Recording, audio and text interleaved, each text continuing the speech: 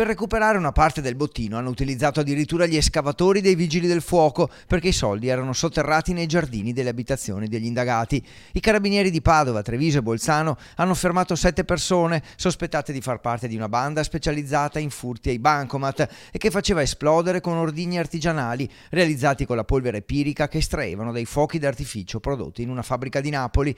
Una banda che aveva il suo quartier generale nella provincia di Treviso, specie a Ponzano e Vedelago, e che poi colpiva in Veneto, Trentino e Friuli, ma anche in Belgio. Composta da 7 giostrai sinti, prevalentemente residenti nella provincia di Treviso, i quali di notte, con l'utilizzo di auto di grossa cilindrata e a forte velocità, assaltavano bancomat di uffici postali e banche, asportando ingenti quantità di denaro. Una banda ritenuta pericolosa, nella quale, secondo gli investigatori, ogni componente aveva un compito specifico: rubavano auto di grossa cilindrata, poi facevano anche 2 colpi a notte fuggendo a folle velocità, pericolosi per i danni fatti agli edifici, ma non solo. Ma anche per il potenziale rischio all'incolumità dei cittadini che si potevano trovare nei luoghi delle esplosioni o degli utenti della strada, gli automobilisti. I colpi attribuiti alla banda sono avvenuti tra Bolzano, Rovigo, Udine, Pordenone e San Giorgio in Bosco, Alta Padovana,